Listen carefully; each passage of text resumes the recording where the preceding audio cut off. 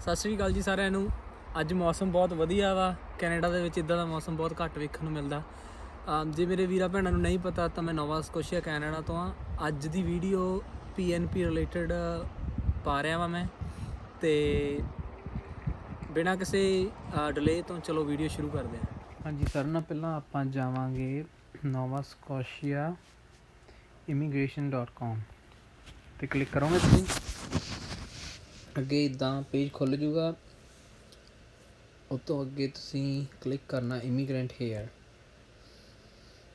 ਆਲ categories ਆ ਜਿਹਦੇ ਵਿੱਚ ਤੁਸੀਂ ਅਪਲਾਈ ਕਰ ਸਕਦੇ ਹੋ। ਮੈਨੂੰ 3 ਕੈਟਾਗਰੀਜ਼ ਇਹ 'ਚੋਂ ਜਿਹੜੀਆਂ ਚੰਗੀ ਤਰ੍ਹਾਂ ਪਤਾ ਨੇ। ਪਹਿਲੀ ਸਕਿਲਡ ਵਰਕਰ, ਦੂਜੀ ਓਕੂਪੇਸ਼ਨਸ ਇਨ ਡਿਮਾਂਡ, ਅਤੇ ਥਰਡ ਵਨ ਜਿਹੜੀ ਮੈਂ ਅਪਲਾਈ ਕੀਤੀ ਸੀ ਨੋਵਾ ਸਕੋਸ਼ੀਆ ਐਕਸਪੀਰੀਅੰਸ ਅਤੇ ਐਕਸਪ੍ਰੈਸ ਐਂਟਰੀ। ਅੱਜ ਆਪਾਂ ਗੱਲ ਕਰਾਂਗੇ ਸਕਿਲਡ ਵਰਕਰ ਬਾਰੇ। ਇੱਥੇ ਜੇ ਤੁਸੀਂ ਕਲਿੱਕ ਕਰਦੇ ਹੋ ਇਹ 'ਤੇ ਐਲੀਜੀਬਿਲਟੀ ਦਿਖਾਈ ਜਾਂਦੀ ਆ ਕਿ ਕੌਣ ਐਲੀਜੀਬਲ ਆ। ਸਕਿਲਡ ਵਰਕਰ ਦਾ ਫਾਇਦਾ ਇਹ ਆ ਕਿ ਇਹਦੇ ਵਿੱਚ C ਲੈਵਲ ਦੀ ਜੋਬ ਵੀ ਚਲੇ ਜਾਂਦੀ ਆ ਜੇ ਬੰਦੇ ਕੋਲ ਹੋਵੇ। ਜੇ ਤੁਸੀਂ ਦੇਖੋ ਇੱਥੇ ਲਿਖਿਆ ਹੋਇਆ ਵਾ ਤੁਹਾਡੇ ਕੋਲ full time permanent job offer ਚਾਹੀਦੀ ਹੈ ਕਿਸੇ ਨੋਵਾ ਸਕੋਸ਼ੀਆ ਐਮਪਲੋਇਰ ਵੱਲੋਂ। 1 ਸਾਲ ਦਾ ਵਰਕ ਐਕਸਪੀਰੀਅੰਸ ਰਿਲੇਟਡ ਚਾਹੀਦਾ ਉਸ ਜੋਬ ਨਾਲ, ਠੀਕ ਆ। ਉਹਦੇ ਵਿੱਚ ਸੈਮੀ ਸਕਿਲਡ ਅਤੇ ਲੋ ਸਕਿੱਲ ਵਰਕਰ ਵੀ ਕੰਸੀਡਰ ਕੀਤੇ ਜਾਂਦੇ ਆ ਜਿਹਨਾਂ ਨੂੰ ਆਲਰੇਡੀ 6 ਮਹੀਨਿਆਂ ਦਾ ਐਕਸਪੀਰੀਅੰਸ ਹੋਵੇ ਉਸੇ ਇੰਪਲੋਇਰ ਵੱਲੋਂ। ਅਤੇ ਉਮਰ 21 ਤੋਂ 55 ਸਾਲ ਹੋਣੀ ਚਾਹੀਦੀ ਆ। ਐਟਲੀਸਟ ਹਾਈ ਸਕੂਲ ਡਿਪਲੋਮਾ ਹੋਵੇ। ਐਪਰੋਪਰੀਏਟ ਟ੍ਰੇਨਿੰਗ ਅਤੇ ਸਕਿੱਲਸ ਜਾਂ ਐਕਰਡੈਂਸ਼ੀਅਲਸ ਫॉर ਦ ਜੋਬ। ਕਈ ਜੋਬਸ ਹੁੰਦੀਆਂ ਨੇ ਜਿਹੜੀਆਂ ਟ੍ਰੇਨਿੰਗ ਰਿਕੁਆਇਰਮੈਂਟ ਹੁੰਦੀ ਆ ਜਿਨ੍ਹਾਂ 'ਚ ਜੇ ਉਹਨਾਂ ਦੀ ਜ਼ਰੂਰਤ ਆ ਜਾਂ ਉੱਦਾਂ ਦਾ ਕੋਈ ਸਰਟੀਫਿਕੇਟ ਪ੍ਰੋਵਾਈਡ ਕਰਵਾਉਂਦਾ ਵਾ ਕੋਈ ਇੰਪਲੋਇਰ ਤਾਂ ਉਹ ਜ਼ਰੂਰ ਨਾਲ ਲੱਗੂਗਾ। ਅਤੇ ਇਹਦੇ ਲਈ ਆਪਾਂ ਨੂੰ CLB 5 ਚਾਹੀਦਾ ਵਾ ਸਕਿਲਡ ਵਰਕਰ ਲਈ। ਅਤੇ ਇਹ ਮੈਂ ਅੱਗੇ ਦੱਸੂਗਾ। ਅੱਗੇ ਆਪਾਂ ਗੋ ਥਰੂ ਜਾਵਾਂਗੇ ਵੀ CLB 5 ਦਾ ਮਤਲਬ ਆਇਲਸ 'ਤੇ ਕਿੰਨੇ ਬੈਂਡ ਬਣਦੇ ਆ ਜਾਂ ਹੋਰ ਵੀ 2-3 ਕ੍ਰਾਈਟੀਰੀਆ ਨੇ ਜਿਹੜਾ ਤੁਸੀਂ ਦੇ ਸਕਦੇ ਹੋ ਟੈਸਟ। ਅਤੇ ਇੱਕ ਤੁਹਾਨੂੰ ਆਪਣਾ ਬੈਂਕ ਇਨਫੋਰਮੇਸ਼ਨ ਦਾ ਕਿੰਨੇ ਤੁਹਾਡੇ ਕੋਲ ਫੰਡਸ ਨੇ ਉਹ ਦਿਖਾਉਣੇ ਪੈਂਦੇ ਨੇ ਤਾਂ ਕਿ ਤੁਸੀਂ ਆਪਣਾ ਫੂਡ ਵਗੈਰਾ ਸ਼ੈਲਟਰ ਅਤੇ ਤੁਸੀਂ ਰਹਿ ਸਕੋ ਜਾਂ ਟਰੈਵਲ ਐਕਸਪੈਂਸਿਸ ਹੋ ਗਏ ਜੇ ਤੁਹਾਨੂੰ ਵਾਪਸ ਜਾਣਾ ਪੈਂਦਾ ਵਾ ਤਾਂ ਨੋਵਾ ਸਕੋਸ਼ੀਆ ਗੌਰਮੈਂਟ ਮੇਕ ਸ਼ੋਰ ਕਰਦੀ ਹੈ ਕਿ ਤੁਹਾਡੇ ਕੋਲ ਇੰਨਾ ਫਾਈਨੈਂਸ਼ੀਅਲ ਰਿਸੋਰਸ ਹੋਣ। ਨੈਕਸਟ ਸਟੈਪ ਆ ਅਪਲਾਈ ਕਿੱਦਾਂ ਕਰਨਾ। ਇਹ ਔਨਲਾਈਨ ਹੁੰਦਾ ਵਾ ਇੱਦਾਂ ਜਿੱਦਾਂ ਤੁਸੀਂ ਦੇਖ ਸਕਦੇ ਹੋ ਇੱਥੇ ਲਿਖਿਆ 4 ਜਨਵਰੀ 2021 ਤੋਂ ਸਾਰੀਆਂ ਔਨਲਾਈਨ ਐਪਲੀਕੇਸ਼ਨ ਅਸੈਪਟ ਹੋਣਗੀਆਂ। ਕੋਈ ਵੀ ਈਮੇਲ ਜਾਂ ਪ੍ਰਿੰਟ ਕੀਤੀ ਹੋਈ ਸਾਰੀਆਂ ਡਿਸਕੰਟੀਨਿਊ ਹੋਣਗੀਆਂ। ਜੇ ਤੁਸੀਂ ਦੇਖੋ ਇੱਥੇ ਥੱਲੇ ਗਾਈਡਸ ਨੇ ਐਪਲੀਕੇਸ਼ਨ ਗਾਈਡ। ਚੇਂਜਸ ਨੇ ਜਿਹੜੀਆਂ ਚੇਂਜਸ ਆਈਆਂ NSNP 200 ਫਾਰਮ ਆ। ਅਤੇ ਜੇ ਤੁਸੀਂ ਰਿਪਰੈਜ਼ੈਂਟੇਟਿਵ ਯੂਜ਼ ਕਰ ਰਹੇ ਹੋ ਉਹ ਥੱਲੇ NSNP 550 ਆ 50 and then authority of release personal information.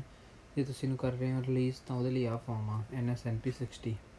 ਜੇ ਤੁਹਾਨੂੰ ਕੋਈ ਵੀ ਕੁਐਸਚਨ ਤੁਹਾਡੇ ਲਈ ਕੋਈ ਵੀ ਕੁਐਸਚਨ ਹੈਗਾ ਤੁਸੀਂ ਇਸ ਨੰਬਰ 'ਤੇ ਕਾਲ ਕਰ ਸਕਦੇ ਹੋ ਉਹਨਾਂ ਨੂੰ ਜਾਂ ਵਿਜ਼ਿਟ ਕਰ ਸਕਦੇ ਹੋ। ਪਰ ਹੁਣ ਕੋਵਿਡ ਕਰਕੇ ਮੈਨੂੰ ਨਹੀਂ ਲੱਗਦਾ ਉਹਨਾਂ ਦਾ ਆਫਿਸ ਖੁੱਲ੍ਹਾ। ਤੁਸੀਂ ਮੇਲ ਕਰ ਦਿਓ ਉਹਨਾਂ ਨੂੰ ਜਾਂ ਕਾਲ ਕਰ ਦਿਓ ਜੇ ਕੋਈ ਵੀ ਕੁਐਸਚਨ ਹੋ। ਹੁਣ ਆਪਾਂ ਗੋ ਥਰੂ ਜਾਂਦੇ ਹਾਂ ਐਪਲੀਕੇਸ਼ਨ ਗਾਈਡ ਥਰੂ ਦਾ। ਜੇ ਤੁਸੀਂ ਇਹਨੂੰ ਖੋਲੋਗੇ ਮੈਂ ਸਾਰਾ ਨਹੀਂ ਪੜ੍ਹੂੰਗਾ ਕਿਉਂਕਿ ਮੇਰਾ ਬਹੁਤ ਵਾਰ ਪੜ੍ਹਿਆ ਹੋਇਆ ਇਹ। ਮੋਟੀਆਂ ਗੱਲਾਂ ਦੱਸ ਦੂੰ ਜਿਹੜੇ ਕਿ ਕਨਫਿਊਜ਼ਨ ਹੁੰਦੀ ਆ ਬੰਦੇ ਨੂੰ। ਪਹਿਲਾਂ ਹੀ ਹੈਗੀ ਆ ਸਕਿਲਡ ਵਰਕਰ ਜਿਹੜੀ ਇਹ ਸਟਰੀਮ ਆ ਤੁਹਾਡੇ ਲਈ ਹੈਗੀ ਕਿ ਨਹੀਂ ਹੈਗੀ। ਤੁਸੀਂ ਇਹ ਚੀਜ਼ ਦੇਖਣੀ ਹੈ ਨਾ। ਤੁਹਾਡੇ ਲਈ ਹੈਗੀ ਆ। ਪਹਿਲਾਂ ਜੇ ਤੁਸੀਂ ਲੈਫਟ ਹੈਂਡ ਸਾਈਡ 'ਤੇ ਦੇਖੋ ਇੱਥੇ ਲਿਖਿਆ ਉਹਨਾਂ ਨੇ ਫੁੱਲ ਟਾਈਮ ਹੋਣਾ ਚਾਹੀਦਾ ਬੰਦੇ ਕੋਲ job at least 30 hours a week ਸਾਰੇ ਸਾਲ ਦੇ ਵਿੱਚ ਹੈ ਨਾ। ਅਤੇ ਪਰਮਾਨੈਂਟ ਜੋਬ ਹੋਵੇ ਕੋਈ ਉਹਦੀ ਐਂਡ ਡੇਟ ਨਾ ਲਿਖੀ ਹੋਵੇ। ਇੱਦਾਂ ਸੀਜ਼ਨਲ ਨਾ ਹੋਵੇ ਜੋਬ ਕਿ ਬੰਦਾ ਮਤਲਬ ਫਰਵਰੀ ਤੱਕ ਹਾਇਰ ਕੀਤਾ ਹੋਇਆ ਵਾ ਜਾਂ ਦਸੰਬਰ ਤੱਕ ਹਾਇਰ ਕੀਤਾ ਹੋਇਆ। ਐਂਡ ਡੇਟ ਕੋਈ ਨਹੀਂ ਹੋਣੀ ਚਾਹੀਦੀ ਉਹਦੀ। ਅਤੇ ਜੋਬ ਓਬਵੀਅਸ ਨੋਵਾ ਸਕੋਸ਼ੀਆ 'ਚ ਹੋਣੀ ਚਾਹੀਦੀ ਹੈ ਕਿਉਂਕਿ ਆਪਾਂ NSNP ਨੋਵਾ ਸਕੋਸ਼ੀਆ ਦੀ PNP ਕਰ ਰਹੇ ਹਾਂ apply. You intend to live in Nova Scotia obvious ਇਹ ਵੀ ਸਿੰਪਲ ਆ। ਤੁਹਾਡਾ ਇੰਪਲੋਇਰ ਜਿਹੜਾ ਵਾ ਰਜਿਸਟਰ ਹੋਣਾ ਚਾਹੀਦਾ ਵਾ ਕਮਰਸ਼ੀਅਲ ਬਿਜ਼ਨਸ ਜੇ ਹੈਗਾ ਉਹਨਾਂ ਦਾ ਤਾਂ ਉਹ ਰਜਿਸਟਰ ਹੋਣਾ ਚਾਹੀਦਾ। ਰਜਿਸਟਰੀ ਦੇ ਨਾਲ ਇਹ ਸਾਰੇ ਇੰਪਲੋਇਰ ਆਪਦਾ ਵੇਖ ਲਿਓ ਪਹਿਲਾਂ, ਜੇ ਕਿਸੇ ਤੋਂ ਲੈਟਰ ਲੈਣ ਲੱਗੇ ਹੋ। ਪਰ ਜ਼ਿਆਦਾਤਰ ਕੰਪਨੀਜ਼ ਹੁੰਦੀਆਂ ਹੀ ਨੇ, ਪਰ ਫਿਰ ਵੀ ਜੇ ਤੁਹਾਨੂੰ ਕੋਈ ਕਹਿੰਦਾ ਵਾ ਵੀ ਹਾਂ ਅਸੀਂ ਤੁਹਾਨੂੰ ਇੱਦਾਂ ਕਰਕੇ ਲੈਟਰ ਦਵਾ ਦਿੰਦੇ ਹਾਂ, ਜਾਂ ਆਪਣੇ ਕੋਲ ਕੰਪਨੀ ਹੈਗੀ ਆ ਇੱਥੇ, ਅਤੇ ਉਹ ਜੇ ਤੁਸੀਂ ਉੱਦਾਂ ਦਾ ਕੋਈ ਕੰਮ ਕਰ ਰਹੇ ਹੋ ਤਾਂ ਚੈੱਕ ਜ਼ਰੂਰ ਕਰਿਓ ਕਿ ਉਹ ਰਜਿਸਟਰ ਹੋਵੇ ਇੰਪਲੋਇਰ।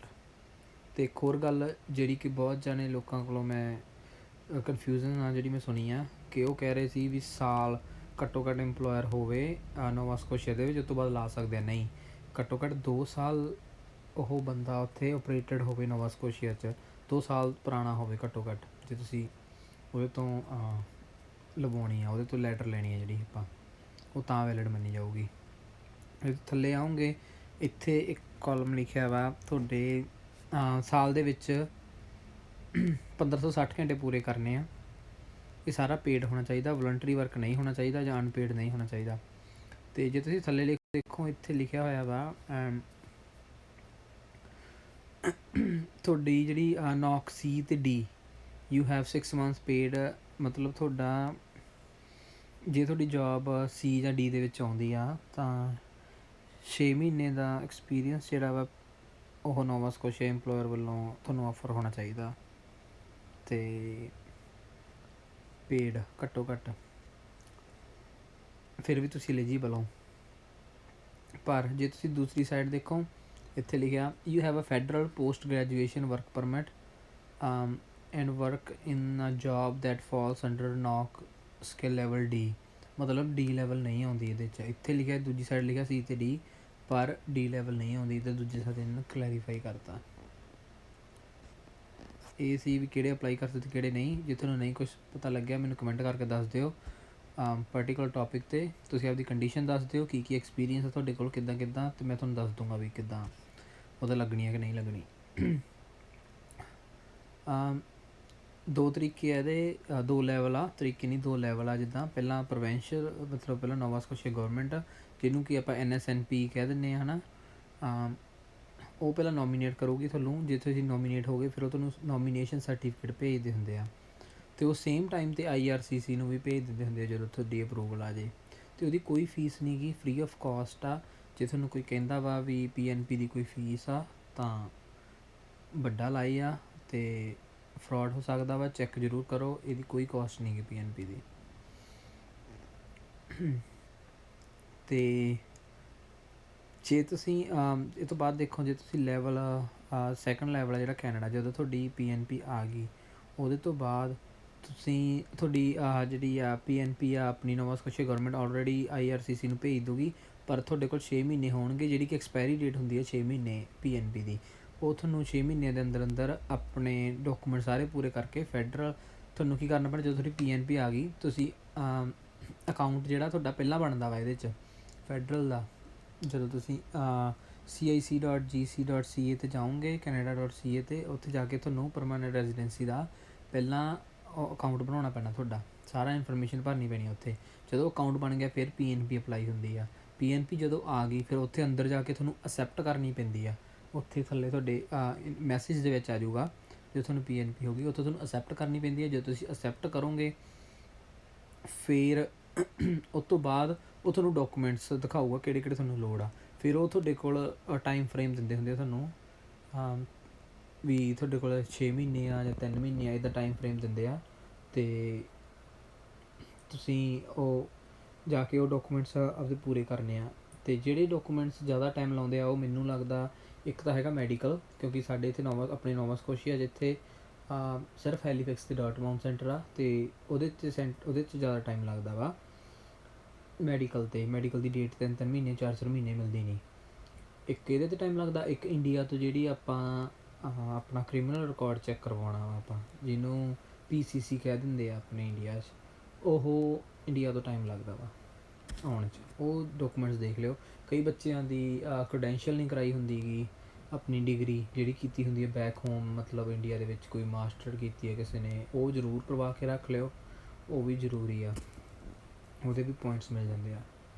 ਅਤੇ ਤੁਸੀਂ ਅੱਗੇ ਦੇਖੋ, ਇੱਥੇ ਮੇਨ ਗੱਲਾਂ ਤੁਹਾਨੂੰ ਮੈਂ ਦੱਸਦਾ। ਨੌਕ ਲੈਵਲ ਦੀ ਜਿਹੜਾ ਉਹ ਆ, ਉਹ ਮੈਨੇਜਮੈਂਟ ਜੋਬ ਆ, ਤੇ ਇਹ ਪ੍ਰੋਫੈਸ਼ਨਲ ਜੋਬਸ ਆ ਜਾਂਦੀਆਂ ਜਿਹੜੀਆਂ ਯੂਨੀਵਰਸਿਟੀ ਦੀ ਡਿਗਰੀ ਰਿਕੁਆਇਰ ਕਰਦੀਆਂ ਨੇ, ਇਹਨਾਂ ਨੂੰ ਲੋੜ ਹੁੰਦੀ ਆ। ਬੀ ਟੈਕਨੀਕਲ ਆ ਜਾਂਦੀਆਂ, ਸੀ ਇੰਟਰਮੀਡੀਏਟ ਆ ਜਾਂਦੀਆਂ, ਡੀ ਤਾਂ ਚਲੋ ਆਪਣੇ ਹੈ ਹੀ ਨਹੀਂ, ਪਰ ਫਿਰ ਵੀ ਉਹ ਲੇਬਰ ਜੋਬ ਆ ਜਾਂਦੀ। ਜੇ ਤੁਸੀਂ ਫਾਈਂਡ ਆਊਟ ਕਰਨਾ ਕਿੱਦਾਂ, ਤੁਸੀਂ ਸਿੰਪਲੀ ਗੂਗਲ 'ਤੇ ਸਰਚ ਮਾਰ ਸਕਦੇ ਹੋ, national occupational classification website NOC skill levels, ਉੱਦਾਂ ਪਤਾ ਲੱਗ ਜੂਗਾ। ਤੁਸੀਂ ਉੱਥੇ ਆਪਦੇ ਜੋਬ ਸਰਚ ਕਰ ਸਕਦੇ ਹੋ। ਜੇ ਤੁਹਾਨੂੰ ਨਹੀਂ ਪਤਾ ਲੱਗਦਾ ਪਿਆ, ਤੁਸੀਂ ਕਮੈਂਟ ਸੈਕਸ਼ਨ 'ਚ ਮੈਨੂੰ ਦੱਸ ਦਿਓ ਕਿਹੜੀ ਜੋਬ ਆ, ਮੈਂ ਤੁਹਾਨੂੰ ਦੱਸ ਦੂੰਗਾ ਕਿ ਪਤਾ ਕਰਕੇ ਦੇਖ ਕੇ ਦੱਸ ਦੂੰਗਾ ਕਿ ਕੀ ਆ ਉਹ ਤੁਹਾਡਾ ਨੌਕਰੀ ਬਣਦਾ। ਅਤੇ ਕਈ ਜੋਬਸ ਹੁੰਦੀਆਂ ਨੇ ਜਿਨ੍ਹਾਂ ਲਈ ਲਾਇਸੈਂਸ ਦੀ ਸਰਟੀਫਿਕੇਟ ਦੀ ਲੋੜ ਹੁੰਦੀ ਆ, ਉਹ ਤੁਸੀਂ ਚੈੱਕ ਕਰ ਲਿਓ। ਜਿੱਥੇ ਤੁਸੀਂ ਉੱਦਾਂ ਦੀ ਜੋਬ ਕਰ ਰਹੇ ਹੋ ਤਾਂ ਉਹਦੇ ਲਈ ਲਾਇਸੈਂਸ ਦੀ ਸਰਟੀਫਿਕੇਟ ਜ਼ਰੂਰੀ ਆ, ਤਾਂ ਉਹ ਜ਼ਰੂਰ ਲਿਓ। ਜੇ ਤੁਸੀਂ ਰਿਪਰੈਜ਼ੈਂਟੇਟਿਵ ਯੂਜ਼ ਕਰ ਰਹੇ ਹੋ, ਕੋਈ ਤੁਹਾਡੀ ਫਾਈਲ ਲਾ ਰਿਹਾ ਵਾ, ਇਹ ਤਾਂ, ਪਰ ਮੈਂ ਤੁਹਾਨੂੰ ਆਲਰੇਡੀ ਦੱਸ ਰਿਹਾ ਇਹ ਇੰਨਾ ਔਖਾ ਨਹੀਂ ਗਾ। ਮੈਂ ਸ਼ੁਰੂ ਤੋਂ ਮੈਂ ਵੀ ਇਹੀ ਸੋਚ ਰਿਹਾ ਸੀ ਕਿ ਮੈਂ ਲਾਇਰ ਕੋਈ ਹਾਇਰ ਕਰ ਲਾਂ, ਪਰ ਜਦੋਂ ਮੈਂ ਜਾ ਕੇ ਕਰਕੇ ਦੇਖਿਆ ਕੁਛ ਵੀ ਨਹੀਂ ਗਾ ਇਹਦੇ 'ਚ, ਸਿਰਫ ਟਾਈਮ ਦੇਣ ਦੀ ਲੋੜ ਆ, ਆਪੇ ਆਪ ਬੰਦਾ ਕਰ ਸਕਦਾ। ਸੋ ਮੈਂ ਸਕਿੱਪ ਕਰ ਰਿਹਾ ਸਾਰਾ। ਫਿਰ ਇਹ ਕਹਿ ਰਿਹਾ ਕਿ ਕੋਈ ਗਰੰਟੀ ਨਹੀਂ ਗੀ, ਕਿਉਂਕਿ ਜਿਹੜੀ NSOI ਹੁੰਦੀ ਆ, ਮਤਲਬ ਨੋਵਾ ਸਕੋਸ਼ੀਆ ਆਫਿਸ ਆਫ ਇਮੀਗ੍ਰੇਸ਼ਨ ਹੁੰਦਾ ਵਾ, ਉਹ ਨੋਮੀਨੀ ਕਰਦੇ ਆ, ਉਸ ਤੋਂ ਬਾਅਦ ਉਹ ਭੇਜਦੇ ਆ ਡਾਕੂਮੈਂਟ, ਉਹ ਸਿੱਧਾ IRCC ਕੋਲ ਜਾਂਦੇ ਆ, ਪਰ ਉਹਨਾਂ ਦੀ ਗਰੰਟੀ ਕੋਈ ਨਹੀਂ। ਮਤਲਬ ਕਿ ਜੇ NSOI ਨੇ ਐਕਸੈਪਟ ਕਰ ਲਿਆ ਤਾਂ ਮਤਲਬ ਇਹ ਨਹੀਂ IRCC ਵੀ ਐਕਸੈਪਟ ਕਰੂਗੀ। ਸੋ ਇਹ ਵੇਟਿੰਗ ਟਾਈਮ ਹੁੰਦਾ ਵਾ, ਇਹ ਉਹਨਾਂ 'ਤੇ ਡਿਪੈਂਡ ਕਰਦਾ। ਤੁਸੀਂ ਕਦੇ ਵੀ ਆਪਦੀ ਉਸ ਤੋਂ ਬਾਅਦ ਜੇ ਤੁਹਾਡਾ ਕ੍ਰਾਈਟੀਰੀਆ ਮੇ ਬੀ ਚੇਂਜ, ਮਤਲਬ ਸਟਰੀਮ ਕਦੇ ਵੀ ਕਲੋਜ਼ ਹੋ ਸਕਦੀ ਹੈ, ਇਹਦੀ ਕੋਈ ਗਰੰਟੀ ਨਹੀਂ ਗੀ ਵੀ ਇਹ ਕਿੰਨਾ ਚਿਰ ਰਹੂਗੀ। ਅਤੇ ਜਿਹੜੇ ਡਿਸੀਜਨ ਬਣ ਗਏ ਆ ਉਹ ਫਾਈਨਲ ਹੋਣਗੇ NSNP ਦੇ ਥਰੂ। ਕੋਈ ਅਪੀਲ ਨਹੀਂ ਕਰ ਸਕਦਾ ਬੰਦਾ, there is no appeal process. ਤੁਸੀਂ ਐਪਲੀਕੇਸ਼ਨ ਕਦੇ ਵੀ ਵਿਦਡਰਾਅਲ ਕਰ ਸਕਦੇ ਹੋ ਆਪਣੀ। ਮੈਨੂੰ ਇੱਕ ਵਾਰ ਕਰਨੀ ਪਈ ਸੀ, ਮੇਰੀ ਇਨਫੋਰਮੇਸ਼ਨ ਇਨਕੰਪਲੀਟ ਸੀਗੀ, ਮੈਨੂੰ ਵਿਦਡਰਾਅਲ ਕਰਨੀ ਪਈ ਸੀ, ਮੈਂ ਵਿਦਡਰਾਅਲ ਕਰਕੇ ਦੁਬਾਰਾ ਆਪਦੇ ਡਾਕੂਮੈਂਟ ਕੰਪਲੀਟ ਕਰਕੇ ਦੁਬਾਰਾ ਸਬਮਿਟ ਕੀਤੀ ਸੀ। ਕੋਈ ਇਹਦੇ 'ਤੇ ਇਫੈਕਟ ਨਹੀਂ ਪੈਂਦਾ ਤੁਹਾਡੀ ਫਿਊਚਰ ਵਾਲੀ 'ਤੇ ਵੀ ਤੁਸੀਂ ਵਿਦਡਰਾਅਲ ਕੀਤੀ ਹੈ, ਕਾਹਤੋਂ ਕੀਤੀ ਹੈ, ਜਾਂ ਤੁਹਾਡਾ ਕੁਛ ਘਟਦਾ ਸੀ, ਇਹਦਾ ਕੋਈ ਇਫੈਕਟ ਨਹੀਂ ਪੈਂਦਾ ਅੱਗੇ, ਤੁਸੀਂ ਕਦੇ ਵੀ ਕਰ ਸਕਦੇ ਹੋ। ਅੱਗੇ ਮੇਨ ਆ ਗਈ ਗੱਲ, ਆਪਾਂ ਨੂੰ ਡਾਕੂਮੈਂਟਸ ਕਿਹੜੇ ਚਾਹੀਦੇ ਆ। ਹਮੇਸ਼ਾ ਯਾਦ ਰੱਖਿਓ ਜਿੰਨੇ ਵੀ ਡਾਕੂਮੈਂਟ ਤੁਸੀਂ ਅਪਲੋਡ ਕਰਨੇ ਸਾਰੇ PDF 'ਚ ਹੋਣ। ਜੇ ਉਹਦੇ 'ਤੇ ਕੋਈ ਫੋਟੋ ਹੈਗੀ ਆ ਜਾਂ ਇਮੇਜ ਹੈਗੀ ਆ ਤੁਹਾਡੀ, ਉਸ ਕਲਰ ਹੋਣ, ਅਤੇ ਜਿਹੜੇ ਟੈਕਸਟ ਆਉਣਗੇ ਜਿਨ੍ਹਾਂ 'ਤੇ ਇਕੱਲਾ ਲਿਖਿਆ ਹੋਇਆ ਵਾ ਉਹ ਬਲੈਕ ਐਂਡ ਵਾਈਟ ਚੱਲਣਗੇ। ਸਾਈਜ਼ ਇਹਦਾ ਲਿਖਿਆ ਵਾ ਜ਼ਿਆਦਾ ਨਹੀਂ ਹੋਣਾ ਚਾਹੀਦਾ 50 MB ਤੋਂ। ਅਤੇ ਫਾਈਲ ਦਾ ਜਿਹੜਾ ਨੇਮ ਆ ਟਰਾਈ ਕਰਿਓ ਕਿ ਜੇ ਪਾਸਪੋਰਟ ਅਪਲੋਡ ਕਰ ਰਹੇ ਹੋ ਤਾਂ ਉੱਤੇ ਪਾਸਪੋਰਟ ਲਿਖਿਓ, ਅਤੇ 50 ਕਰੈਕਟਰ ਤੋਂ ਜ਼ਿਆਦਾ ਨਾ ਹੋਵੇ। ਮਤਲਬ ਟਰਾਈ ਕਰਿਓ, ਤੁਹਾਨੂੰ ਈਜ਼ੀ ਹੋਊਗਾ ਅਪਲੋਡ ਕਰਨ ਲਈ, ਤੁਸੀਂ ਲੈਪਟਾਪ ਜਾਂ ਕੰਪਿਊਟਰ ਤੋਂ ਜਿੱਥੋਂ ਵੀ ਕਰੋ। ਅਤੇ ਸਾਰੇ ਕਲੀਅਰ ਇਨਫ ਹੋਣੇ ਚਾਹੀਦੇ, ਮਤਲਬ ਪੜ੍ਹੇ ਜਾ ਸਕਦੇ ਹੋਣ, ਬਲਰ ਨਹੀਂ ਹੋਣੇ ਚਾਹੀਦੇ ਵਾਲੇ। ਅਤੇ ਸਕੈਨਰ ਯੂਜ਼ ਕਰ ਲਿਓ, ਮੈਂ ਕੈਮ ਸਕੈਨਰ ਯੂਜ਼ ਕਰਦਾ, ਮੇਰੇ ਕੈਮ ਸਕੈਨਰ ਹੀ ਯੂਜ਼ ਕੀਤਾ ਸਾਰਿਆਂ ਲਈ। ਮੇਰੇ ਕੋਲ iPad ਆ ਅਤੇ ਮੈਂ ਆਪਣੇ ਸਾਰੇ ਕੈਮ ਸਕੈਨਰ ਥਰੂ ਕੀਤੇ ਆ, ਮੈਨੂੰ ਨਹੀਂ ਕੋਈ ਪ੍ਰੋਬਲਮ ਆਈ ਅਪਲੋਡ ਕਰਨ 'ਚ। ਸਾਈਜ਼ ਸੀਗਾ ਵੱਡਾ ਸੀ, ਮੈਨੂੰ ਛੋਟਾ ਕਰਨਾ ਪੈਂਦਾ, ਉਹ ਤੁਸੀਂ ਕਨਵਰਟ ਕਰ ਲਿਓ, ਫਾਈਲ ਦਾ ਸਾਈਜ਼ ਛੋਟਾ ਕਰ ਲਿਓ। ਇਹਦੇ ਤੋਂ ਬਾਅਦ ਤੁਹਾਨੂੰ ਤੁਹਾਡਾ IELTS ਦਾ ਜੇ ਐਗਜ਼ਾਮ ਦਿੱਤਾ ਵਾ ਉਹਦੇ ਲਈ ਉਹਦੀ ਫੋਟੋਕਾਪੀ ਉਹਦੀ ਲੱਗੇਗੀ, ਸਕੈਨ ਕਰਕੇ ਉਹਨੂੰ ਤੁਸੀਂ ਅਪਲੋਡ ਕਰਨਾ ਵਾ, ਉਹ ਲੱਗੂਗੀ ਇੱਥੇ। ਓਰੀਜਨਲ ਦੀ ਲੱਗੂਗੀ, ਕਿਉਂਕਿ ਓਬੀਅਸ ਆ ਵੀ ਜਿਹੜਾ ਤੁਹਾਨੂੰ ਸਰਟੀਫਿਕੇਟ ਆਊਗਾ ਘਰੇ, ਉਹਦੀ ਵੇਟ ਕਰਿਓ, ਜਿੰਨਾ ਚਿਰ ਨਹੀਂ ਆਉਂਦਾ ਉਹ ਫਿਰ ਲੱਗੂਗੀ। ਤੋਂ ਬਾਅਦ NSNP 200 ਫਾਰਮ ਆ, ਇਹ ਫਾਰਮ ਜਿਹੜਾ ਵਾ ਇੰਪਲੋਇਰ ਫਿਲ ਕਰਦਾ ਵਾ ਤੁਹਾਡਾ ਜਿੱਥੇ ਤੁਸੀਂ ਕੰਮ ਕਰਦੇ ਹੋ। ਜਦੋਂ ਸਟਾਰਟਿੰਗ 'ਚ ਵੀਡੀਓ 'ਚ ਮੈਂ ਤੁਹਾਨੂੰ ਦਿਖਾ ਰਿਹਾ ਸੀ, ਤੁਸੀਂ ਪਿੱਛੇ ਕਰਕੇ ਦੇਖ ਲਿਓ, ਉੱਥੇ NSNP 200 ਫਾਰਮ ਬਾਹਰ ਹੀ ਪਿਆ ਵਾ ਐਪਲੀਕੇਸ਼ਨ ਗਾਈਡ ਦੇ ਨਾਲ ਥੱਲੇ, ਉੱਥੋਂ ਫਾਰਮ ਡਾਊਨਲੋਡ ਹੋ ਜਾਊਗਾ। ਇਹ ਫਾਰਮ ਤੁਹਾਡੇ ਇੰਪਲੋਇਰ ਵੱਲੋਂ ਭਰਿਆ ਜਾਣਾ ਵਾ, ਤਾਂ ਕਿ ਉਹ ਤੋਂ ਪਤਾ ਲੱਗ ਸਕੇ ਤੁਹਾਡੇ ਕੋਲ ਪਰਮਾਨੈਂਟ ਅਤੇ ਫੁੱਲ ਟਾਈਮ ਜੋਬ ਹੈਗੀ ਆ। ਜੇ NSNP 2 ਸਪੋਰਟਿੰਗ ਡਾਕੂਮੈਂਟਸ ਹੈ ਨਾ, NSNP 200 ਸਪੋਰਟਿੰਗ ਡਾਕੂਮੈਂਟਸ, ਇਹਦਾ ਮਤਲਬ ਇਹ ਆ ਕਿ ਤੁਹਾਨੂੰ ਕੋਈ ਡਾਕੂਮੈਂਟ ਜਿਵੇਂ ਪੇ ਸਟੱਬ ਵਗੈਰਾ ਹੋ ਗਈਆਂ, ਕੋਈ ਹੋਰ ਡਾਕੂਮੈਂਟ ਆ ਜਿਹੜਾ ਤੁਹਾਨੂੰ ਇੰਪਲੋਇਰ ਵੱਲੋਂ ਮਿਲਿਆ ਵਾ, ਤੁਸੀਂ ਉਹ ਨਾਲ ਐਡ ਕਰ ਸਕਦੇ ਹੋ ਇੱਥੇ। ਪਰ ਫਾਈਲ ਇੱਕੋ ਹੀ ਬਣਾਇਓ, ਜੇ ਇੱਕੋ ਹੀ ਕਾਲਮ ਆ ਉੱਥੇ ਅਪਲੋਡ ਕਰਨ ਦਾ, ਉੱਥੇ ਇੱਕੋ ਹੀ ਬਣਾਇਓ, ਇੱਕੋ PDF ਦੇ ਵਿੱਚ ਮਰਜ ਕਰ ਦਿਓ ਸਾਰੇ ਫਾਰਮ। ਅਤੇ ਜਿਹੜਾ ਤੁਸੀਂ ਕੰਮ ਤੋਂ ਲੈਣਾ ਵਾ ਆਪਣੇ ਇੰਪਲੋਇਰ ਤੋਂ ਵਰਕ ਐਕਸਪੀਰੀਅੰਸ, ਉਹਦੀਆਂ ਗਾਈਡਲਾਈਨਸ ਨੇ ਕੀ ਹੋਣਾ ਚਾਹੀਦਾ। ਉਹ 'ਚ ਕੰਪਨੀ ਦਾ ਫੁੱਲ ਐਡਰੈਸ ਹੋਣਾ ਚਾਹੀਦਾ, telephone number, fax number, email ID, website address, ਅਤੇ ਸੁਪਰਵਾਈਜ਼ਰ ਦੇ ਸਿਗਨੇਚਰ ਹੋਣੇ ਚਾਹੀਦੇ ਆ, ਜਾਂ ਜਿਹੜਾ ਵੀ ਬੰਦਾ ਜੇ ਤੁਹਾਡਾ ਟੀਮ ਲੀਡਰ ਆ ਕੋਈ, ਉਹ ਰਿਸਪੋਂਸੀਬਲ ਆਫਿਸਰ ਆ, ਉਹਦੇ ਸਾਈਨ। ਜੇ ਸੁਪਰਵਾਈਜ਼ਰ ਨਹੀਂ ਗਾ ਤੁਹਾਡਾ ਤਾਂ ਸਿੱਧਾ ਮੈਨੇਜਰ ਆ ਉੱਪਰ, ਉਹਦੇ ਸਾਈਨ। ਅਤੇ specific time period of time ਵੀ ਤੁਸੀਂ ਟਾਈਮ ਕਦੋਂ ਕੀਤਾ, ਕਿੰਨਾ ਕੀਤਾ ਉੱਥੇ ਕੰਪਨੀ 'ਚ, ਅਤੇ ਤੁਹਾਡਾ ਟਾਈਟਲ ਕੀ ਸੀਗਾ ਕੰਪਨੀ 'ਚ, ਕਿੰਨਾ ਟਾਈਮ ਕੰਮ ਕੀਤਾ ਈਚ ਜੋਬ 'ਚ। ਜੇ ਤੁਹਾਡੇ ਕੋਲ 2 ਜੋਬਾਂ ਨੇ ਸਾਰਿਆਂ ਦਾ ਵੱਖਰਾ ਵੱਖਰਾ ਬਣੂਗਾ ਈਚ ਜੋਬ 'ਚ, ਉਹਦੀਆਂ ਮੇਨ ਡਿਊਟੀਜ਼ ਈਚ ਜੋਬ 'ਚ ਵੀ ਕਿਹੜੀ ਜੋਬ, ਕਿਉਂਕਿ ਕਈ ਬੰਦੇ ਹੁੰਦੇ ਆ ਜਿਨ੍ਹਾਂ ਨੇ 2 ਪਾਰਟ ਟਾਈਮ ਕਰਦੇ ਹੁੰਦੇ ਆ, 2 ਪਾਰਟ ਟਾਈਮਾਂ ਦਾ ਕੰਸੀਡਰ ਹੋ ਜਾਂਦਾ ਵਾ, ਉਹ ਵੀ ਕਰ ਸਕਦੇ ਆ, ਪਰ ਉਹ ਈਚ ਦਿਖਾਉਣਾ ਪੈਂਦਾ ਵੀ ਉਹਨੂੰ ਫੁੱਲ ਟਾਈਮ, ਪਰ ਉਹਦੀਆਂ ਜੋਬ ਰਿਸਪੋਂਸੀਬਿਲਿਟੀ ਸੇਮ ਹੋਣੀ ਚਾਹੀਦੀਆਂ ਤਾਂ ਜਾ ਕੇ ਬੰਦਾ ਉਹ ਲਾ ਸਕਦਾ। ਜੇ ਜੋਬ ਰਿਸਪੋਂਸੀਬਿਲਿਟੀ ਵੱਖਰੀਆਂ ਵਾ, ਨੌਕ ਵੱਖਰੇ ਨੇ, ਫਿਰ ਉਹ ਨਹੀਂ ਵਰਕ ਕਰੂਗਾ। ਮੇਨ ਡਿਊਟੀਜ਼ ਇਹ ਹੋ ਗਈਆਂ। ਉਹ ਤੋਂ ਬਾਅਦ ਐਨੂਅਲ ਸੈਲਰੀ ਅਤੇ ਤੁਹਾਡੇ ਬੈਨੀਫਿਟਸ ਹੋਣੇ ਚਾਹੀਦੇ ਆ। ਨੰਬਰ ਆਫ ਆਵਰਸ, ਤੁਸੀਂ ਕਿੰਨੇ ਵਰਕ ਕੀਤੇ ਆ ਇੱਕ ਵੀਕ ਦੇ ਵਿੱਚ ਹਰੇਕ ਜੋਬ ਦੇ ਵਿੱਚ। Number of hours in total, ਮਤਲਬ ਟੋਟਲ ਕਿੰਨੇ ਕੀਤੇ ਆ ਇੱਕ ਸਾਲ ਦੇ ਵਿੱਚ। ਇਹ ਸਾਰੀਆਂ ਚੀਜ਼ਾਂ ਤੁਹਾਡੀ ਰੈਫਰੈਂਸ ਲੈਟਰ ਦੇ ਵਿੱਚ ਹੋਣੀਆਂ ਚਾਹੀਦੀਆਂ ਨੇ, ਜਿਹੜੀ ਲੱਗੂਗੀ ਉੱਥੇ। ਤੋਂ ਅਗਲਾ ਡਾਕੂਮੈਂਟ ਆ ਤੁਹਾਡੀ ਐਜੂਕੇਸ਼ਨ ਨਾਲ ਰਿਲੇਟਡ। ਇਹਦੇ ਵਿੱਚ ਤੁਹਾਡਾ high school diploma, college university ਦਾ ਸਰਟੀਫਿਕੇਟ ਜਿਹੜਾ ਤੁਹਾਨੂੰ ਮਿਲਿਆ, ਡਿਗਰੀ ਵਗੈਰਾ ਉਹ ਲੱਗੂਗੀ। ਜੇ ਤੁਸੀਂ ਕੋਈ ਟ੍ਰੇਨਿੰਗ ਲਈ ਆ, ਲਾਇਸੈਂਸ ਜਾਂ ਸਰਟੀਫਿਕੇਟ ਉਹ ਤੁਹਾਡੇ ਕੋਲ ਹੋਇਆ ਤਾਂ ਉਹ ਲੱਗੂਗਾ ਨਾਲ। ਫਿਰ ਇਹਦੇ ਤੋਂ ਬਾਅਦ ਤੁਹਾਨੂੰ CLB ਦੀ ਗੱਲ ਕਰਦੇ ਹਾਂ। ਮੈਂ ਪਿੱਛੇ ਦੱਸ ਕੇ ਹਟਾ ਸੀ CLB 5 ਚਾਹੀਦਾ ਆਪਾਂ ਨੂੰ 0A ਅਤੇ B ਲਈ।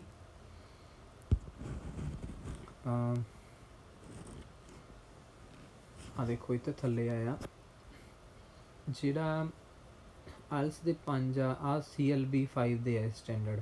ਇਹਦਾ ਮਤਲਬ ਆਇਲਸ 'ਚੋਂ 5, ਰੀਡਿੰਗ 'ਚੋਂ 4, ਰਾਈਟਿੰਗ 'ਚੋਂ 5, ਸਪੀਕਿੰਗ 'ਚੋਂ 5, ਅਤੇ ਇੱਕ CELPIP ਹੁੰਦਾ ਉਹ 'ਚ 5 ਈਚ।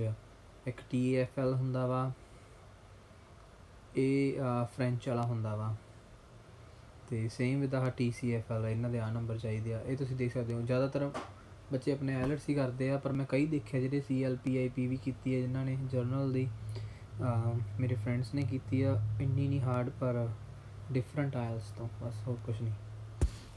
ਕਈ ਵਾਰ ਬੱਚਿਆਂ ਨੂੰ ਆਇਲਸ ਦੀ ਡੇਟ ਨਹੀਂ ਮਿਲਦੀ ਤਾਂ ਬੰਦੇ ਇਹ ਵੀ ਟਰਾਈ ਕਰ ਸਕਦੇ ਆ, CLPIP ਵੀ ਇਹ ਅਪਲਾਈ ਕਰ ਦੇਣ instead of waiting IELTS the date.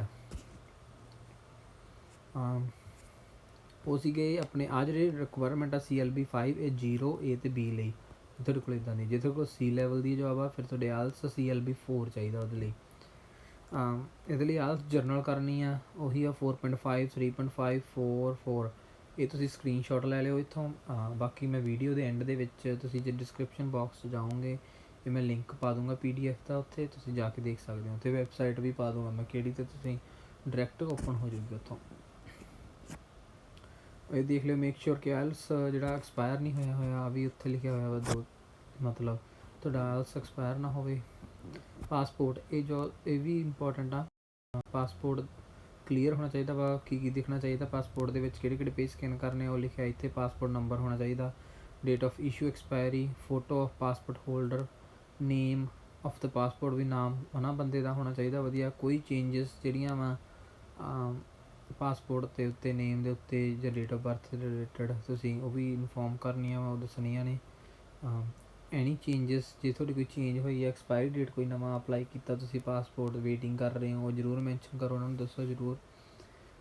ਕੋਈ ਵੀ ਵੀਜ਼ਾ, ਕੋਈ ਵੀ ਵਿਜ਼ਿਟ, ਜਿੰਨੀ ਵਾਰ ਤੁਸੀਂ ਐਂਟਰੀ ਹੋਈ ਹੈ ਤੁਹਾਡੀ ਕੈਨੇਡਾ 'ਚ, ਕਿਸੇ ਹੋਰ ਕੰਟਰੀ 'ਚ, ਜਿੰਨੇ ਵੀ ਵੀਜ਼ੇ ਲੱਗੇ ਪੇਜਾਂ 'ਤੇ ਸਾਰਿਆਂ ਦੀ ਫੋਟੋ ਸਕੈਨ ਕਰਕੇ ਲੱਗੂਗੀ। ਜੇ ਕੋਈ ਤੁਹਾਡੇ ਨਾਲ ਇਮੀਗ੍ਰੇਟ ਕਰ ਰਿਹਾ ਵਾ, ਜਿਵੇਂ ਤੁਹਾਡਾ ਸਪਾਊਸ ਜਾਂ ਚਿਲਡਰਨ, ਉਹਨਾਂ ਦੇ ਡਾਕੂਮੈਂਟਸ ਇੱਦਾਂ ਲੱਗਣਗੇ ਜਿਵੇਂ copy of your marriage, birth certificate ਜੇ ਤੁਹਾਡੇ ਬੱਚਿਆਂ ਦਾ, ਜਾਂ ਕਸਟਡੀ ਡਾਕੂਮੈਂਟ ਜਾਂ ਪਰਮਿਸ਼ਨ ਲੈਣੀ ਪੈਂਦੀ ਹੈ ਪਹਿਲਾਂ ਬੱਚੇ ਨੂੰ ਕੈਨੇਡਾ ਦੇ ਵਿੱਚ ਲਿਆਉਣ ਲਈ, ਜਾਂ ਤੁਸੀਂ ਕਸਟਡੀ ਲਈ ਜਾਂ ਕਿਸੇ ਬੱਚੇ ਦੀ ਅਡੋਪਸ਼ਨ ਪੇਪਰ ਵਗੈਰਾ ਹੋ ਗਏ, ਤੁਸੀਂ ਲੈ ਸਕਦੇ ਹੋ। ਜੇ ਤੁਸੀਂ ਆਲਰੇਡੀ ਹੈਗਾ ਵਾ ਜਿਹੜਾ ਇਮੀਗ੍ਰੇਸ਼ਨ ਸਟੇਟਸ ਤੁਹਾਡਾ, ਜੇ ਤੁਸੀਂ ਇੱਥੇ ਸਟੂਡੈਂਟ ਹੋ, ਵਰਕ ਪਰਮਿਟ 'ਤੇ ਹੋ, ਹੁਣ ਤੁਸੀਂ ਸਟੂਡੈਂਟ ਸੀ, ਵਰਕ ਪਰਮਿਟ 'ਤੇ ਹੋ, ਤੁਸੀਂ ਆਲਰੇਡੀ ਕੈਨੇਡਾ 'ਚ ਰਹਿ ਰਹੇ ਹੋ, ਜੇ ਤੁਹਾਡਾ ਪ੍ਰੂਫ ਲੱਗੂਗਾ ਵੀ ਤੁਹਾਡਾ ਸਟੇਟਸ ਕੀ ਆ ਕਰੰਟ, ਉਹ ਪ੍ਰੂਫ ਜ਼ਰੂਰ ਲੱਗੂਗਾ। ਉਸ ਤੋਂ ਬਾਅਦ ਤੁਸੀਂ ਦੇਖੋ ਤਾਂ ਬੈਂਕਿੰਗ ਸਟੇਟਮੈਂਟ ਚਾਹੀਦੀਆਂ ਪਿਛਲੇ 3 ਮਹੀਨਿਆਂ ਦੀਆਂ ਪੁਰਾਣੀਆਂ, ਸਾਰੇ ਅਕਾਊਂਟ ਦੀਆਂ ਟ੍ਰਾਂਜੈਕਸ਼ਨ ਹਿਸਟਰੀ ਇਨਕਲੂਡਡ। ਇਹ ਜਿਹੜਾ ਸਟੇਟਮੈਂਟਸ ਆ ਆਪਾਂ ਨੂੰ ਬੈਂਕ ਤੋਂ ਲੈਣੀਆਂ ਪੈਣੀਆਂ, ਸੀਲਡ ਕਰਕੇ ਦਿੰਦੇ ਹੁੰਦੇ ਬੈਂਕ ਵਾਲੇ ਜਦੋਂ ਲੌਗ ਕੇ ਦਿੰਦੇ ਹੁੰਦੇ ਆ, ਪਰ ਤੁਸੀਂ ਓਪਨ ਕਰ ਸਕਦੇ ਹੋ ਕਿ ਤੁਹਾਨੂੰ ਸਕੈਨ ਕਰਨੀਆਂ ਪੈ ਕੇ ਉੱਥੇ ਅਪਲੋਡ ਕਰਨੀਆਂ ਪੈਣੀਆਂ ਸਕੈਨ ਕਰਕੇ। ਆਹ ਵੇਖੋ ਜਿੱਦਾਂ ਇਹਨਾਂ ਨੇ ਮੈਂਸ਼ਨ ਕੀਤਾ, ਮੈਂ ਤੁਹਾਨੂੰ ਪਹਿਲਾਂ ਵੀ ਦੱਸਿਆ ਸੀ ਕਿ ਬੈਂਕਿੰਗ ਇਨਫੋਰਮੇਸ਼ਨ ਕਾਹ ਤੋਂ ਚਾਹੀਦੀ ਹੈ ਜਾਂ ਇਨਵੈਸਟਮੈਂਟ ਇਨਫੋਰਮੇਸ਼ਨ, ਕਿਉਂਕਿ ਉਹ ਦੇਖਣਾ ਚਾਹੁੰਦੇ ਆ ਕਿ ਆਪਣੇ ਕੋਲ ਇਮੀਗ੍ਰੇਸ਼ਨ ਕਾਸਟ ਹੈਗੀ ਆ, ਆਪਣਾ ਟਰੈਵਲ ਐਕਸਪੈਂਸਿਸ ਜੇ ਆਪਾਂ ਨੂੰ ਜਾਣਾ ਪੈ ਜੇ, ਜਾਂ ਆਪਣਾ ਫੂਡ ਰੈਂਟ ਕਲੋਥਿੰਗ ਵਗੈਰਾ ਇਨਫ ਮਨੀ ਹੈਗੀ ਆ ਇੱਥੇ, ਮਤਲਬ ਜਿਹੜੀ ਕਾਸਟ ਰਿਲੇਟਡ ਮਤਲਬ ਰਹਿਣ ਲਈ ਇੱਥੇ, ਉਹ ਸਾਰੀਆਂ ਚੀਜ਼ਾਂ ਇਹ ਦੇਖਦੇ ਆ, ਤਾਂ ਉਹਦੇ ਲਈ ਫੰਡਸ ਵਗੈਰਾ ਜ਼ਰੂਰੀ ਹੁੰਦੇ ਆ। ਪ੍ਰੋਸੈਸ ਕਰਨਾ ਕਿੱਦਾਂ, ਇੱਦਾਂ ਹੁਣ ਤੁਹਾਡੇ ਸਾਰੇ ਡਾਕੂਮੈਂਟ ਹੋ ਗਏ ਜਿਹੜੇ ਤੁਹਾਨੂੰ ਚਾਹੀਦੇ, ਤੁਹਾਨੂੰ ਦੱਸਤਾ ਇੱਥੇ। ਉਸ ਤੋਂ ਬਾਅਦ ਤੁਹਾਨੂੰ ਔਨਲਾਈਨ ਜਾਣਾ ਪੈਣਾ ਇੱਥੇ novascotia.ca.ensnp ਤੇ, ਠੀਕ ਹੈ। ਉੱਥੇ ਜਾਓਗੇ ਜਦੋਂ ਔਨਲਾਈਨ, ਜਾਂ ENSNP 100 ਫਾਰਮ ਹੋਊਗਾ, ਉੱਥੇ ਤੁਸੀਂ ਇਨਫੋਰਮੇਸ਼ਨ ਭਰਨੀ ਆ। ਉੱਥੇ ਲਾਸਟ ਦੇ ਉੱਤੇ ਇੱਕ ਆਊਗਾ intention to settle Nova Scotia ਕਰਕੇ, ਇੱਦਾਂ ਥੱਲੇ ਨਾ ਵਾਵਾ ਬਲੈਂਕ ਸਪੇਸ ਦਿੱਤੀ ਹੋਊਗੀ, ਤਾਂ 3 ਬੁਲੇਟਸ ਪੁਆਇੰਟ ਲਿਖੇ ਹੋਣਗੇ ਵੀ ਤੁਸੀਂ ਨੋਵਾ ਸਕੋਸ਼ੀਆ ਪਰਮਾਨੈਂਟ ਚੂਜ਼ ਕਿਉਂ ਕੀਤਾ, ਤੁਹਾਨੂੰ ਕੀ ਆਫਰ ਕਰ ਰਿਹਾ ਇਹ, ਕੀ ਆਫਰ ਕਰ ਰਿਹਾ ਤੁਹਾਡੀ ਫੈਮਿਲੀ ਨੂੰ ਇਫ ਯੂ ਹੈਵ ਵਨ। ਜੇ ਤੁਸੀਂ ਕਰੰਟਲੀ ਹੋਰ ਕਿਸੇ ਕੈਨੇਡੀਅਨ ਪ੍ਰੋਵਿੰਸ 'ਚ ਰਹਿ ਰਹੇ ਹੋ, ਹੁਣ ਜੇ ਮੰਨ ਲਓ ਤੁਸੀਂ ਟੋਰਾਂਟੋ ਰਹਿ ਰਹੇ ਹੋ, ਤਾਂ ਐਕਸਪਲੇਨ ਕਰੋ ਕਿ why would you leave Toronto, ਤੁਸੀਂ ਟੋਰਾਂਟੋ ਕਿਉਂ ਛੱਡੋਗੇ ਅਤੇ ਇੱਥੇ ਨੋਵਾ ਸਕੋਸ਼ੀਆ 'ਚ ਕਿਉਂ ਆਉਣਾ ਚਾਹੁੰਦੇ ਹੋ, ਇਹ ਰੀਜ਼ਨ ਦੇਣੀ ਆ। ਇਹਦੇ ਵਿੱਚ ਆਹ ਥੱਲੇ ਹੋਰ ਬੁਲਟਸ ਪੁਆਇੰਟ ਦਿੱਤੇ ਜਿਹਦੇ ਨਾਲ ਤੁਹਾਨੂੰ ਫਾਇਦਾ ਹੋ ਜਾਊਗਾ ਆਨਸਰ ਦੇਣ 'ਚ। Where you plan to live, ਮਤਲਬ ਤੁਸੀਂ ਕਿੱਥੇ ਪਲਾਨ ਕਰ ਰਹੇ ਹੋ ਰਹਿਣ ਲਈ। How will you meet your daily needs, ਮਤਲਬ ਕਿੱਦਾਂ ਪੂਰੀਆਂ ਕਰੋਗੇ, ਕਿੱਦਾਂ ਇਹ ਮਤਲਬ ਫਿਊਚਰ ਦਾ ਮਤਲਬ ਤੁਹਾਨੂੰ ਉੱਦਾਂ ਹੀ ਫਰੋਲ ਕੇ ਦੇਖਣਗੇ ਉਹ ਕਿ ਵਾਕਈ ਤੁਸੀਂ ਜੈਨੂਅਨ ਆ, ਮਤਲਬ ਇਹ ਚੀਜ਼ਾਂ ਨੇ, ਇਹ ਬੜੇ ਇੰਪੋਰਟੈਂਟ ਹੈ, ਸੋਚ ਸਮਝ ਕੇ ਲਿਖਿਓ, ਇਹ ਜ਼ਰੂਰੀ ਨੇ ਗੱਲਾਂ। ਤੁਹਾਡੀ ਐਪਲੀਕੇਸ਼ਨ ਨੋਮੀਨੇਟਡ ਹੋ ਸਕਦੀ ਹੈ, ਰਿਫਿਊਜ਼ ਵੀ ਹੋ ਸਕਦੀ ਹੈ। ਜੇ ਤੁਹਾਡੀ ਨੋਮੀਨੇਟਡ ਹੋਗੀ, ਤੁਹਾਨੂੰ ਨੋਮੀਨੇਸ਼ਨ ਸਰਟੀਫਿਕੇਟ ਮਿਲੂਗਾ ਜਿਹਦੀ ਐਕਸਪਾਇਰੀ ਡੇਟ 6 ਮਹੀਨਿਆਂ ਦੀ ਹੋਊਗੀ, ਅਤੇ ਉਹ IRCC ਨੂੰ ਵੀ ਭੇਜ ਦੇਣਗੇ ਇਹ, ਤੁਹਾਡੇ ਕੋਲ 6 ਮਹੀਨੇ ਹੋਣਗੇ ਅਪਲਾਈ ਕਰਨ ਲਈ ਤੁਹਾਡੀ ਫੈਡਰਲ। ਜੇ ਤੁਹਾਡੀ ਰਿਫਿਊਜ਼ ਹੋ ਗਈ, ਤੁਹਾਨੂੰ 10 ਦਿਨ ਦਿੰਦੇ ਆ ਉਹ, ਜੇ ਤੁਸੀਂ 10 ਦਿਨ ਦਿੰਦੇ ਆ, 10 ਬਿਜ਼ਨਸ ਡੇਜ਼, ਤੁਸੀਂ ਉਹਦੇ 'ਚ ਆਪਣੀ ਐਪਲੀਕੇਸ਼ਨ ਰੀਅਸੈਸ ਕਰਾ ਸਕਦੇ। ਜੇ ਤੁਹਾਨੂੰ ਲੱਗਦਾ ਕੁਛ ਗਲਤੀ ਹੋ ਗਈ ਜਾਂ ਕੁਛ ਰਹਿ ਗਿਆ, ਤੁਹਾਨੂੰ ਲੱਗਦਾ ਕਿ ਤੁਸੀਂ ਸਹੀ ਕਰ ਸਕਦੇ ਹੋ 10 ਕੁ ਦਿਨਾਂ 'ਚ, ਫਿਰ ਉਹ ਤੁਸੀਂ ਦੁਬਾਰਾ 10 ਦਿਨ ਬਾਅਦ ਰੀਅਸੈਸ ਕਰਾ ਸਕਦੇ ਹੋ ਐਪਲੀਕੇਸ਼ਨ। ਜੇ ਤੁਹਾਡੀ ਐਪਲੀਕੇਸ਼ਨ ਰਿਫਿਊਜ਼ ਹੋ ਗਈ ਤਾਂ ਰਿਫਿਊਜ਼ ਕਰ ਦੇਣਗੇ, ਉਹ ਫਾਈਨਲ ਡਿਸੀਜਨ ਆ, ਉਹਦੀ ਨੋ ਅਪੀਲ ਪ੍ਰੋਸੈਸ ਹੈ, ਤੁਸੀਂ ਕੁਛ ਨਹੀਂ ਕਰ ਸਕਦੇ।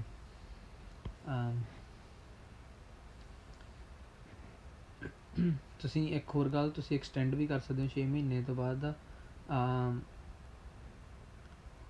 ਇਹਦੇ ਲਈ ਤੁਹਾਨੂੰ ਐਵੀਡੈਂਸ ਕਰਨਾ ਪੈਣਾ ਵਾ ਕਿ ਤੁਹਾਨੂੰ ਕਾਹਦੇ ਵਾਸਤੇ, ਤੁਹਾਨੂੰ ਮਤਲਬ ਰੀਜ਼ਨ ਦੱਸਣਾ ਪੈਣਾ ਵਾ ਤੁਸੀਂ ਕਾਹ ਤੋਂ ਐਕਸਟੈਂਡ ਕਰਾ ਰਹੇ ਹੋ, ਕਿ ਤੁਹਾਡੇ ਕੋਲ 6 ਮਹੀਨੇ ਇਨਫ ਨਹੀਂ ਸੀਗੇ, ਰੀਜ਼ਨ ਦੱਸੋ ਉਹਦੇ ਨਾਲ ਕਿਉਂ ਨਹੀਂ ਕਰ ਪਾਏ ਤੁਸੀਂ 6 ਮਹੀਨਿਆਂ 'ਚ ਅਪਲਾਈ ਆਪਦੀ IRCC ਥਰੂ ਆਪਣੀ ਫੈਡਰਲ PR, ਇਹ ਤੁਹਾਨੂੰ ਦੱਸਣਾ ਪੈਣਾ ਰੀਜ਼ਨ, ਫਿਰ ਤੁਹਾਨੂੰ ਐਕਸਟੈਂਸ਼ਨ ਵੀ ਮਿਲ ਜਾਊਗੀ ਜੇ ਤੁਸੀਂ ਚਾਹੁੰਦੇ ਹੋ ਕਿ ਤੁਹਾਡੀ ਨੋਮੀਨੇਸ਼ਨ ਐਕਸਟੈਂਡ ਹੋਵੇ।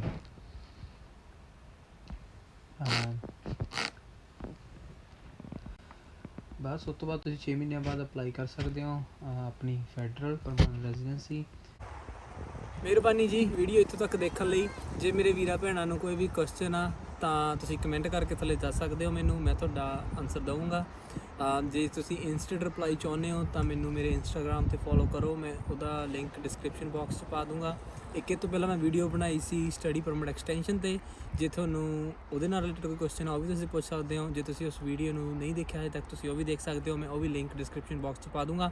ਅਤੇ ਕੁਛ ਹੋਰ ਡਾਕੂਮੈਂਟਸ ਹੈਗੇ ਨੇ ਜਿਹੜੇ PNP ਨਾਲ ਰਿਲੇਟਡ, ਜਿਹੜੇ ਮੈਂ ਆਲਰੇਡੀ ਡਿਸਕਸ ਕਰ ਚੁੱਕਿਆ ਤੁਹਾਡੇ ਨਾਲ, ਉਹ ਵੀ ਤੁਸੀਂ ਡਿਸਕ੍ਰਿਪਸ਼ਨ ਬਾਕਸ 'ਚ ਉਹਨਾਂ ਦੇ ਲਿੰਕ ਡਾਇਰੈਕਟਲੀ ਫੋਲੋ ਕਰ ਸਕਦੇ ਹੋ। Thank you so much. Like and share ਜ਼ਰੂਰ ਕਰਿਓ ਮੇਰੀ ਵੀਡੀਓ ਜੇ ਪਸੰਦ ਆਈ ਆ, ਅਤੇ ਮੇਰੇ ਚੈਨਲ ਨੂੰ ਸਬਸਕ੍ਰਾਈਬ ਜ਼ਰੂਰ ਕਰਿਓ। ਧੰਨਵਾਦ ਜੀ।